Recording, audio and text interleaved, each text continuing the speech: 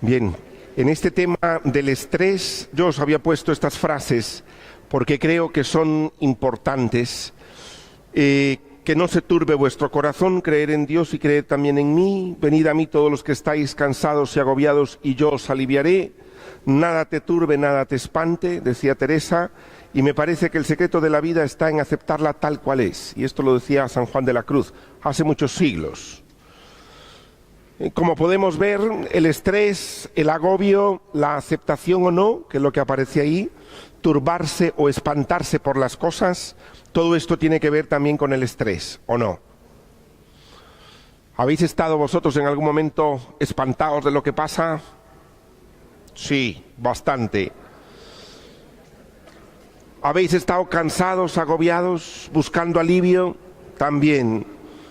El corazón turbado, con falta de creer más en Dios y que la fe hasta se pierde de repente por todo lo que nos pasa.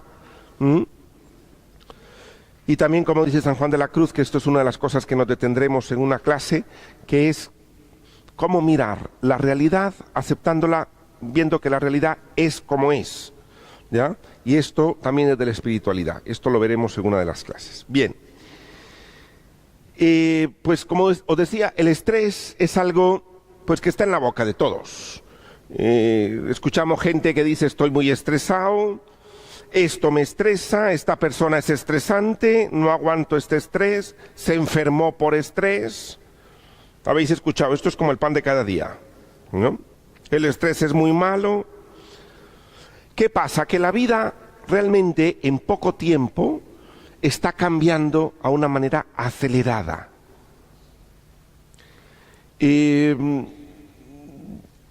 Aún así, los niños, los jóvenes, los adolescentes, se van dando cuenta que aquello aumenta. Es decir, va en aumento tanto por las cosas no son tan simples, las decisiones que hay que tomarlas con menos tiempo, de una determinada manera. Las maneras para tomar las decisiones y sobre lo que se toman las decisiones cambia. En fin, que uno se ve con una vorágine. Entonces, una de las cosas son los cambios de la vida que ha habido. También otra de las cosas que os pongo ahí, también los cambios sociales, las actividades se multiplican. Antes, cuando se vivía en los pueblos, ¿qué pasaba? Nada, la madre estaba en casa, cocinaba, llevaba a los niños al cole, le daba tiempo ir a recogerlos, tomarse un café con amiga, iba no sé cuánto, regresaba, preparaba la cena, atendía a la abuela que vivía con ellos, y aquello más o menos se llevaba. Ahora no da el tiempo. Parece como que el tiempo también entonces se ha multiplicado y la manera también se ha complicado. Los cambios son sociales, son políticos, son económicos. Además también está la parte de la personalidad de uno. Y esto también vamos a ir viendo cómo se compone todo el bloque de por qué una persona se estresa más y otra menos, teniendo el mismo problema o un problema muy parecido. ¿Sí?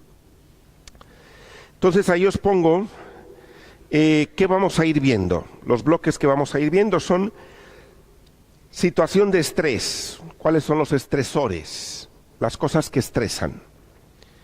Hay estresores comunes, los hay biológicos, como es una enfermedad, un dolor, por ejemplo, crónico, o esto también puede ser llegar a ser un estresor.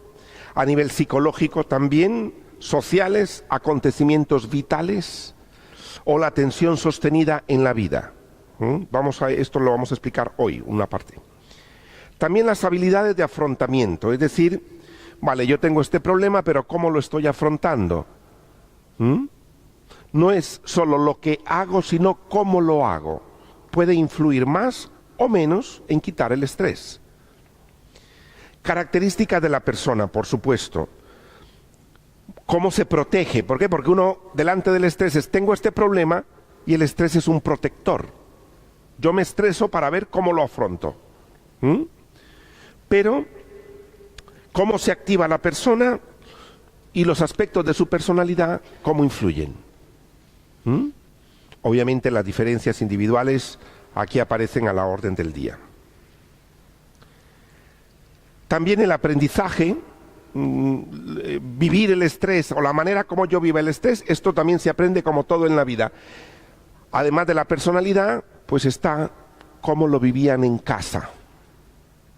Cuando había un problema, cuando no daba tiempo, cuando llegábamos tarde, cuando alguien se equivocó, cuando había una situación, cuando alguien se quedaba sin trabajo, cuando había un dolor crónico, ¿qué se hacía en casa?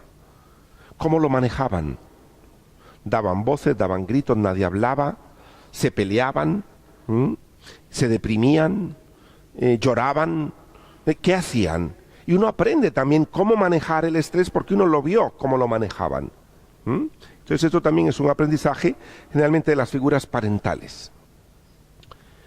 También la evaluación cognitiva. Vamos a ver esto, que es cómo funciona el pensamiento cuando uno está estresado.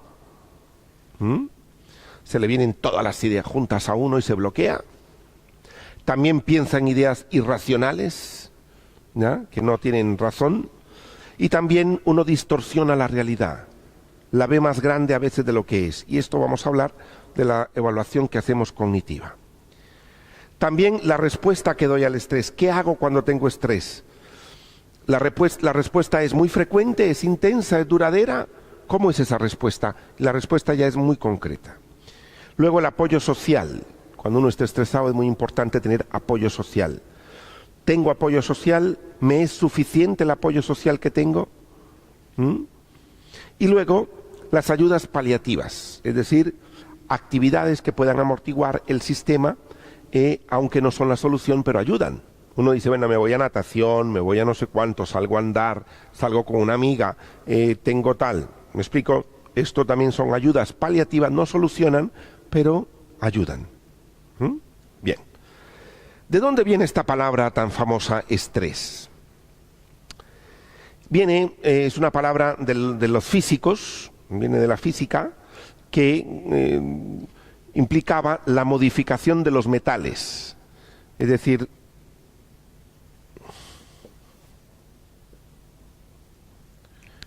para modificar los metales, porque tenían una lámina de acero y de ahí sacan una olla. ¿Qué es lo que le hacen? La presionan hacia abajo, le meten una presión, una temperatura, la moldean, pero a que sale, sale. ¿Vale? Es decir, eso es el estrés. El estrés venía de la presión que se ejercía para moldear los metales. Y luego se convirtió en una latinización del anglicanismo stress, que deriva de ahí, que es también del latín stringere, que viene a decir apretar, oprimir, estrechar. Yo creo que estas palabras están muy asociadas con el estrés. Uno se siente que se le aprieta el corazón, se le estrecha la vida, siente presión, dice estoy muy presionado. Y esto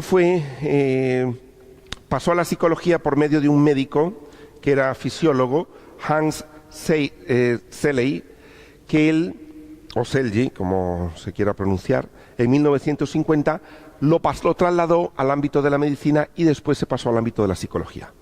¿Vale? Esto como cultura general, para que sepáis que venía de los metales y fue a derivar a la psicología. Es decir que, pero porque el concepto ayudaba a entender lo que pasaba en el ser humano de esto. Un metal tiene que adaptarse a la forma que tiene el molde, ¿sí? Y entonces muchas veces la realidad es como es y yo a presión tengo que entrar ahí, ¿ya? Y cuántas veces nos hemos visto y uno dice, es que mi vida era distinta, mi vida ha cambiado, ahora tengo que hacerlo, y uno como que entra en el molde y tiene que adaptarse. Y eso es un proceso muy doloroso. Para un ser humano es muy doloroso para todos nosotros. El estrés es una reacción adaptativa, necesaria y natural del ser humano. Yo veo un problema, me frustro por algo, tengo una situación entre manos y comienzo a ver qué hago. Por tanto, es adaptativo. Es una cuestión positiva de sobrevivencia. Entonces el estrés no es malo inicialmente. El estrés me ayuda a mí a sobrevivir en la vida. Es decir, esto que uno dice, está por teléfono, de repente tiene 7 cosas que hacer y dice, te dejo porque tengo que llamar a fulano, porque si no, no llego a no sé cuánto, porque si no, no trae. Y uno reacciona, ¿por qué? Para poder sobrevivir en la situación. Entonces, en principio es una parte adaptativa de sobrevivencia. Ahora uno se pregunta, ¿cómo es posible que algo positivo acabe a veces fatal? Algo que me sirve para sobrevivir me enferma.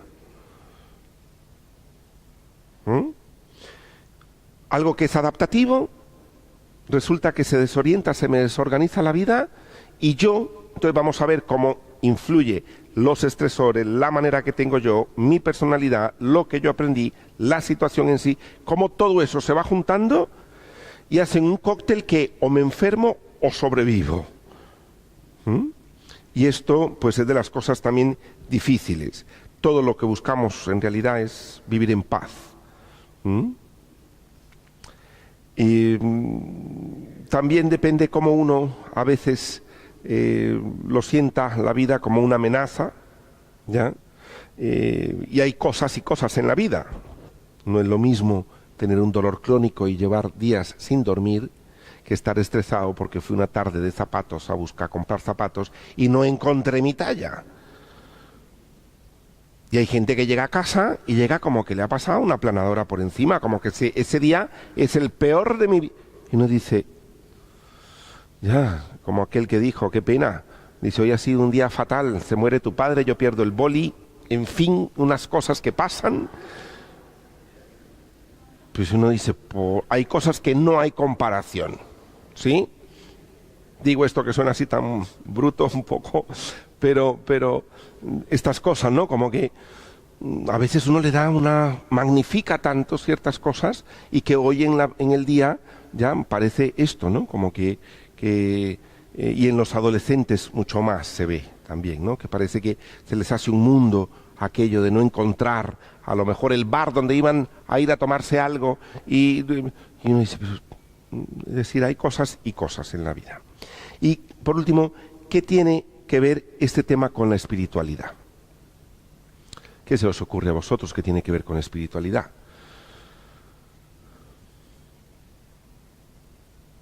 Por un lado, cuando estamos estresados, con mucha presión, tenemos que adaptarnos a una nueva realidad. ¿Qué solemos hacer? Mirar para arriba. Mirar para arriba, orar, buscar ayuda.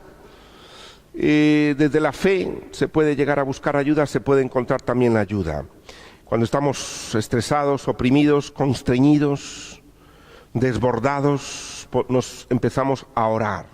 Y esto tiene que ver también con la espiritualidad. Por tanto, porque oramos. Segundo, ahora también tiene que ver porque a veces hay gente que vive una espiritualidad estresada. ¿O no? Tengo que rezar, tengo que ir a misa, tengo que confesarme, tengo que no sé cuánto, porque Dios me pide, porque Dios me exige, porque si no, no sé cuánto. Ahora viene la Cuaresma, que no se me olvide el viernes de Cuaresma no comer carne, mañana es miércoles de ceniza, que tampoco... Una religión estresada de una manera que uno dice, ay, qué agobio. Y encima, tiene que no se me olvide todo lo que Dios pide, porque hay gente que puede vivir una espiritualidad estresada. También un concepto de Dios estresante, ¿o no? Dios se fija, Dios todo lo ve, Dios no sé cuánto, Dios no deja pasar ninguna, Dios está enfadado contigo. Es agobiante. También. Entonces, ¿cómo? Y también que las cosas que nos pasan cuando estamos estresados o las situaciones vitales se las achacamos a Él. Y esta es parte de la interpretación que hacemos. Que también podemos hacerla de Dios me ha mandado esto, Dios se está cebando conmigo, ¿por qué Dios no hace estas cosas con aquellos que se portan mal? En fin, este tipo de cosas que también entronca ahí con la espiritualidad. Y por último, el vivir la vida, que esto lo veremos, como os dije antes en uno de los temas, la vida del ámbito más transpersonal, más allá de mí. Cómo entender o vislumbrar un poquito la vida desde lo que es en sí misma, y mirar que Dios habita en todo, incluso en aquello que no entendamos. ¿Mm? Y esto pues también lo iremos viendo. Y para buscar también una idea de Dios más liberadora. Bien, hasta aquí es una primera parte.